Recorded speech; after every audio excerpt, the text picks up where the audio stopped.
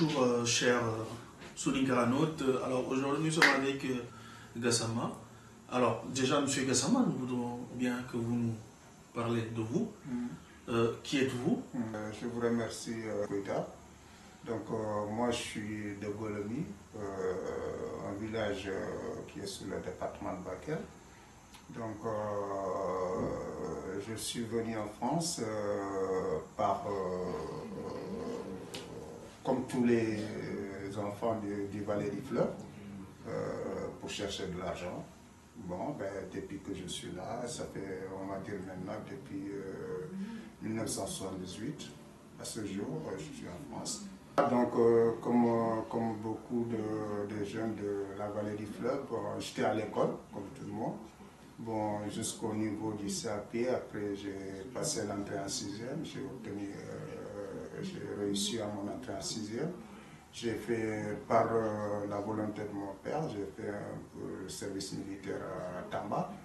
Bon, ma mère, c'est ce qu'elle ne voulait pas, elle préférait que j'aille à l'immigration. Et puis finalement, c'est la volonté de la maman qui a pesé plus, vu que j'étais aussi le fils aîné. Donc voilà, en 1978, je suis arrivé en France, par mes propres moyens en plus, parce que j'avais pas de grand frère ici pour qu'il puisse m'envoyer mon billet. J'ai pris des chemins acrobates pour arriver en France.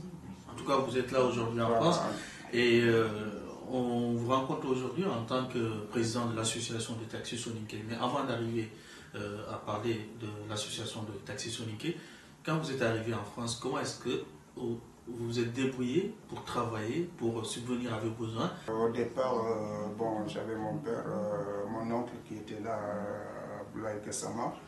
Donc, bon, bah, c'est lui qui m'a mis le pied à l'étrier. D'ailleurs, c'est par son conseil que je suis quitté Paris, je suis allé en province.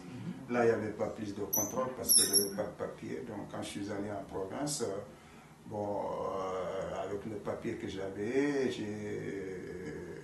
par ma témérité, j'ai changé l'adresse, bien que le papier n'était pas un papier qu'on pouvait le faire, je l'ai fait quand même.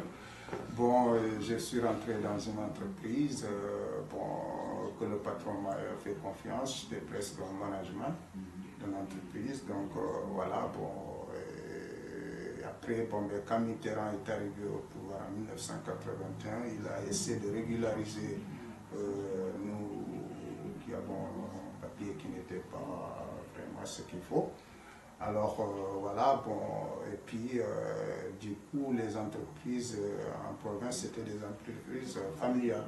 Donc ils ont eu peur des fermetures, de nationalisation, donc la boîte est fermée. Puis après moi je suis revenu à Paris avec mon permis. Bon, je me suis inscrit à l'auto-école, j'ai fait une formation de taxi en 1985 et puis je suis taxi. On arrive à cette époque-là, comment se fait la formation de taxi et on sait qu'on est Soninké, on est toujours habitué à travailler dans des entreprises, comme vous l'avez dit, en province ou dans les usines. Et pourquoi vous directement, pas ce chemin-là, je vais faire une formation de taxi? Oui, c'est vrai que bon, quand moi je pense quand même je tenais beaucoup à ma liberté. Parce que taxi, vous avez un soi-disant liberté parce que vous prenez votre véhicule, vous vous dirigez, bon, si vous êtes fatigué, vous rentrez. Bon, j'ai vu aussi, je ne savais pas que ça gagnait plus que ceux qui travaillent dans l'entreprise. Hein. Bon, c'est avec le temps, j'ai compris que je gagne plus que ceux qui sont dans les entreprises ou ceux qui sont, comment dirais-je, qui font un autre travail. Donc du coup, bah, je me suis accroché, je suis resté. Et la formation de CAP en taxi, ça se passait comment? Voilà, à l'époque, la formation de taxi, jusqu'à présent d'ailleurs, il faut le permis. Hein, et le permis doit être avec une, il y a une durée il doit avoir une durée de 1 an. Avec la durée d'un an, maintenant c'est 3 ans. Bon, il faut une durée d'1 an et puis bon, ben, vous allez à la formation. La formation c'est quoi? C'est-à-dire il y a d'abord une visite médicale qu'il ne faut pas oublier parce qu'il faut être apte. Il faut être apte physiquement, intellectuellement, bon, psychiquement, il contrôle plein de choses. Donc après, vous faites la formation. Bon, si vous êtes rapide en assimilation, vous assimilez tout de suite et puis voilà, vous avez le CAP. Donc vous avez votre CAP de taxi en poche. Comment avez-vous fait installer à votre propre compte? Voilà, c'est-à-dire qu'au départ, j'ai pas acheté. Au départ, jusqu'à présent, ça existe. Si vous observez une information qui est d'ailleurs importante, parce qu'il y a certains qui ne le savent pas. Si vous avez obtenu votre CAP, il y a un endroit là-bas à la préfecture que vous allez donner votre nom vu l'attribution d'une plaque gratuite. Cette plaque gratuite, à l'époque, vous n'attendez pas très longtemps et beaucoup ne croyaient pas d'ailleurs. Bon, moi j'ai cru tout de suite. Et même moi, bon, j'ai cru un an après. Bon, je suis allé m'inscrire. Bon, du coup, moi j'ai attendu que 5 ans. C'est par la suite que bon, d'autres sont partis s'inscrire et ceux-là, ils ont attendu 17 ans. Et maintenant, il faut obligatoirement attendre 17 ans parce que beaucoup de gens s'inscrivent, donc la liste elle est très longue. Pendant ces 5 ans, avant de vous inscrire, vous travaillez chez qui? Et voilà, pendant ces 5 ans, bon, j'ai travaillé chez les patrons. C'est-à-dire que bon, j'ai travaillé dans plusieurs boîtes parce qu'à l'époque, vous avez le choix. C'est le patron, le garage qui vous prend moins cher et celui qui vous prend plus. Vous avez la chance de changer. Bon, j'ai fait plusieurs garages à l'époque, quand même. Au bout de 5 ans, j'ai fait plusieurs garages de taxi.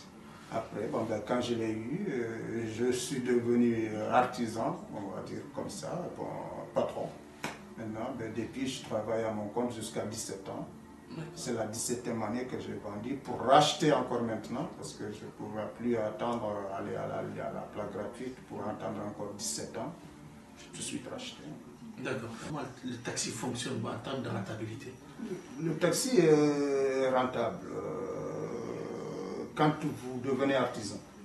Parce que quand on regarde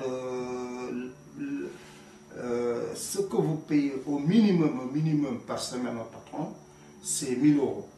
D'accord, par semaine. Par semaine. Alors, imaginez-vous, dans les 1000 euros, vous avez votre loyer à payer, les sorties qui sont apparentes, quoi. C'est ce que je suis en train de vous citer. Vous avez votre loyer à payer et vous vivez dedans.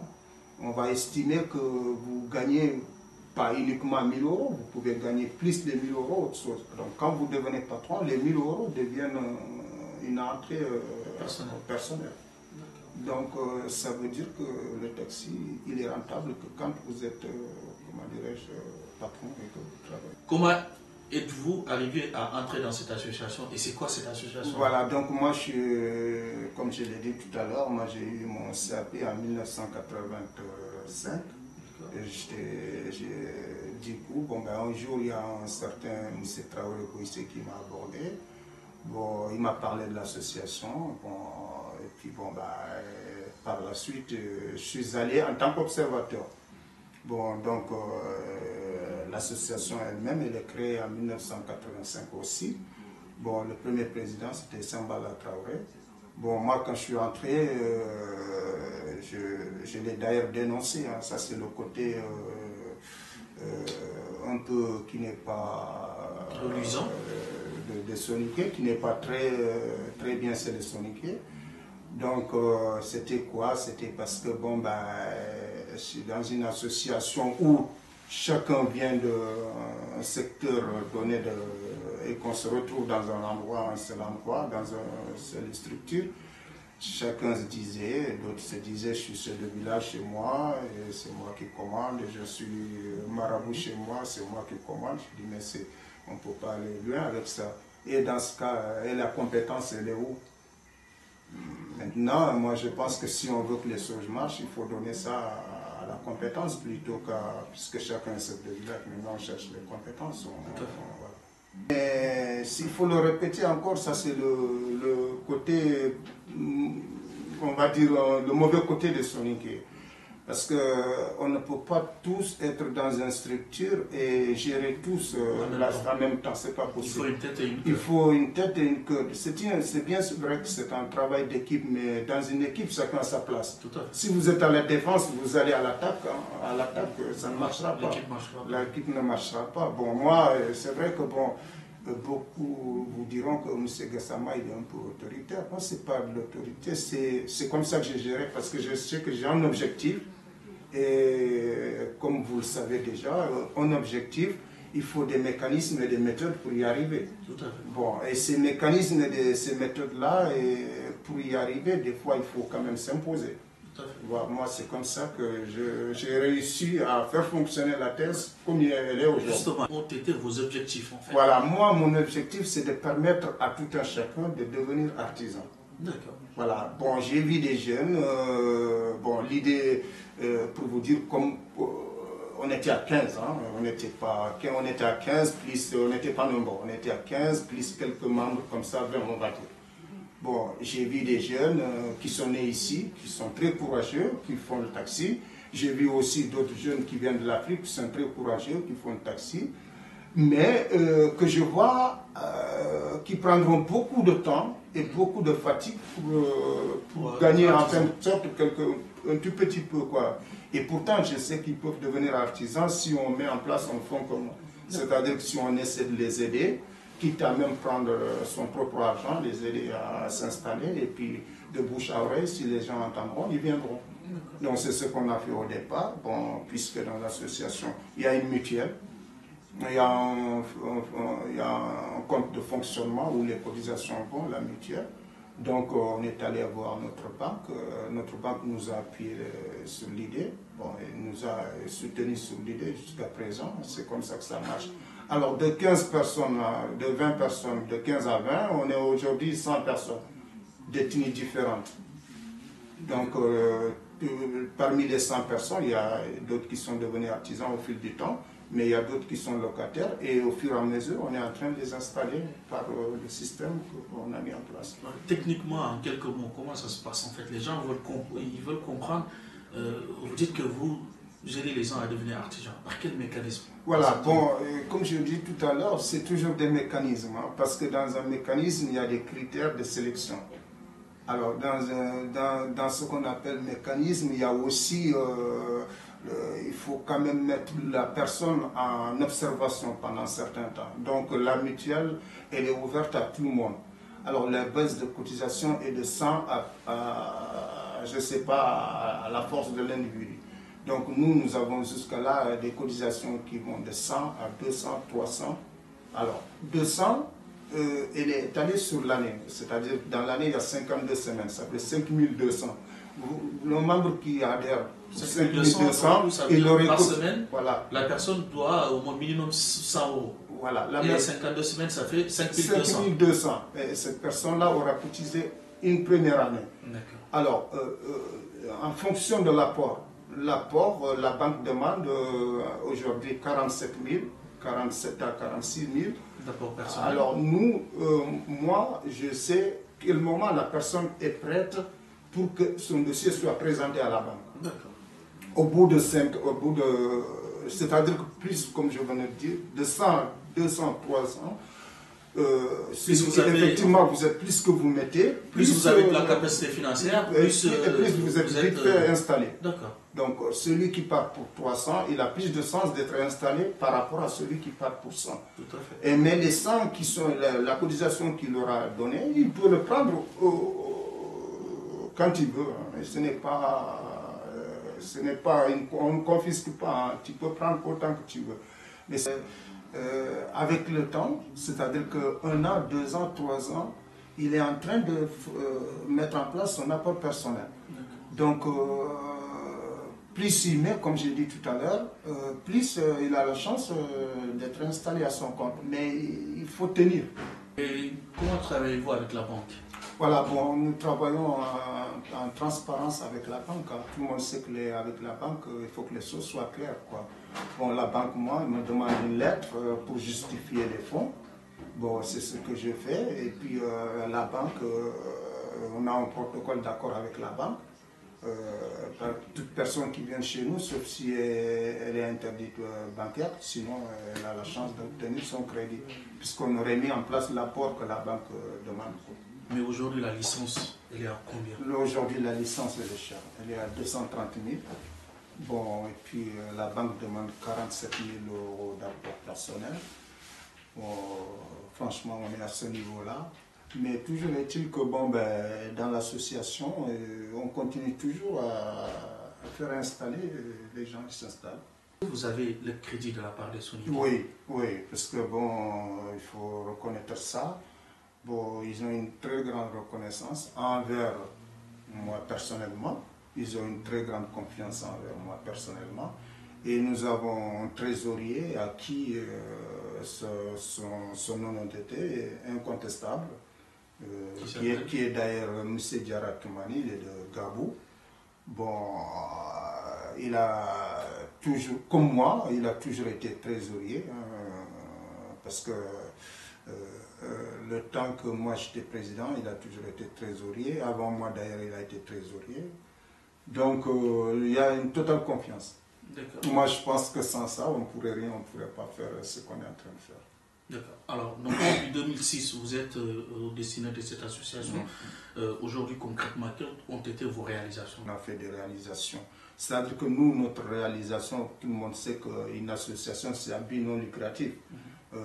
Nous, personnellement, nous n'avons pas réalisé des choses qui sont pour le compte de l'association en tant que telle. Mais notre objectif qui est sur le journal officiel et sur le récépissé, avec ça, on s'est limité à ça. C'est-à-dire que notre objectif, c'est d'installer les membres à leur compte. C'est ce qu'on fait jusqu'à présent. Et le récépissé, c'est un but non lucratif. Mais bon, n'empêche quand même que nous avons des perspectives. Moi, j'ai encore des objectifs pour l'association. Voilà. Sinon, l'association, quelles sont aujourd'hui vos difficultés? Quelles sont les difficultés du Diarra? On n'a pas de difficulté. Personnellement, l'association n'a pas de difficulté, n'en a pas. Seulement, peut-être qu'individuellement, chacun peut rencontrer des difficultés. Et ces difficultés-là, effectivement, quand on les a tous mutualisées dans l'association, parce que c'est-à-dire qu'on ne s'est pas seulement limité à ce que vous devenez artisan. Parce que si vous devenez artisan, vous avez une voiture, vous pouvez faire un accident, vous pouvez vouloir renouveler la voiture. Tout ça, c'est pris en compte. En plus de ça, nous avons mis en place un fonds de solidarité. Ce fonds de solidarité, c'est en cas de grosse panne, ton véhicule est remplacé par l'association. En cas d'accident qui nécessite le remplacement du véhicule, c'est l'association qui s'occupe. Puisqu'il peut arriver au moment où même vous n'avez pas assez de fonds, et puis c'est l'association. En tout cas, on parle aujourd'hui de l'association de taxis Soninké. Il y a plusieurs personnes d'horizons différentes, d'horizons divers qui sont dans cette association. Mais est-ce qu'à un moment, vous avez pensé à vos enfants? Justement, bon, j'ai eu à intervenir sur ce sujet-là quand il y a eu un atelier de travail à la Porte de la Villette. J'ai eu aussi à intervenir quand Soninkra.com a eu l'initiative de faire une rencontre entre toutes les associations existantes Soninké à Paris. J'ai eu aussi à faire la réflexion.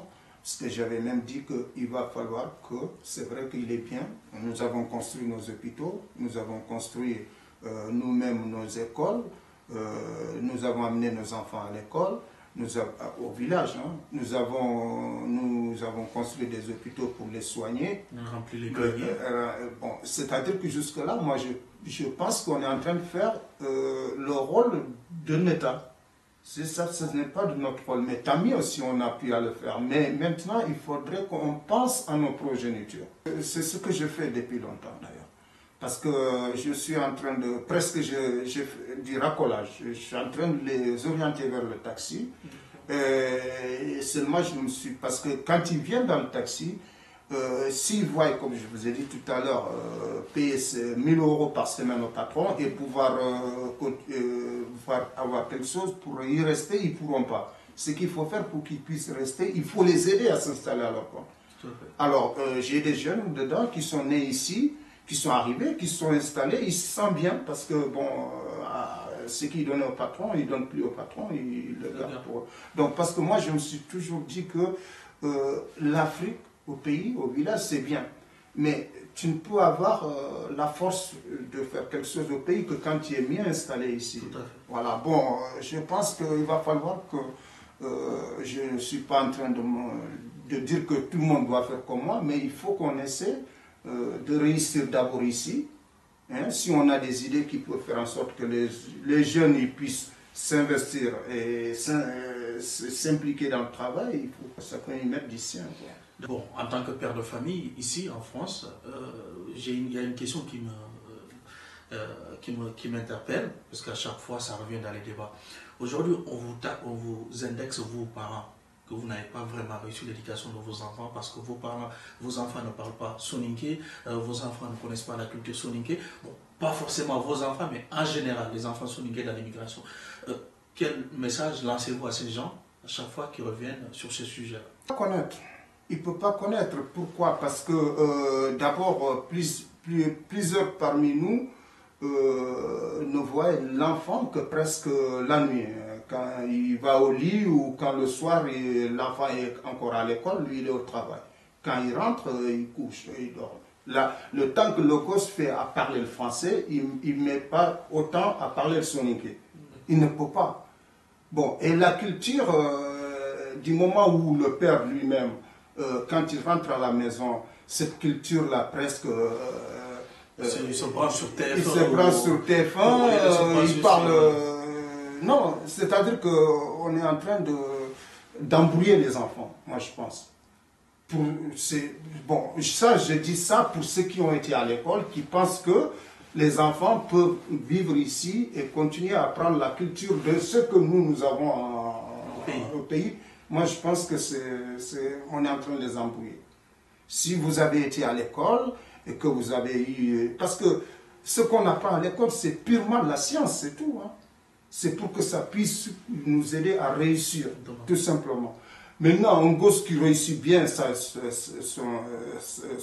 école, qui réussit ses études, qui a un bon travail, qui a un bon job, et celui qui maîtrise le soninké, qui n'a pas été, qui n'a même pas de travail, qui est au fond du salon du père, moi je préfère celui qui a réussi ses écoles. Celui qui est là, peut-être il connaît toutes les villages soninké. Oui, mais il est au coin du salon comme son père. Non, je préfère l'autre. Je ne suis pas en train de nier ma culture, hein, mais moi je veux dire que si je devais quand même prioriser cette culture, je resterai au pays d'abord. Tout à fait. Voilà, mais tant que je suis là, il faut que... Je ne suis pas en train de dire ça parce que mes enfants, ils n'ont pas réussi plus que les autres enfants. Hein. Ils n'ont pas échoué aussi plus que les autres enfants. Mais je suis en train de dire qu'il faudrait qu'on mette du poids pour que nos enfants puissent réussir ici leur scolarité. C'est ici leur pays. C'est ici leur pays. Plus ils réussissent leur scolarité, plus ils prendront leur place. Tout à fait. Voilà. Mais ce n'est pas avec la culture soninké qu'ils vont prendre leur place ici. À moins qu'on pense qu'on va retourner un jour au pays, il n'y a personne qui ne retourne. On ne retourne pas. Pourquoi je dis on ne retourne pas? Retourner, c'est rentrer définitivement. Tout à fait. Il n'y a personne qui rentrera ici définitivement. J'ai vu des gens aller, ils sont malades, ils rentrent, ils viennent ici, pour se soigner, ils meurent ici. Donc, je pense que notre échec, il va du fait qu'on ne s'est pas encore, on ne s'est pas engagé dans ce pays-là. Ouais,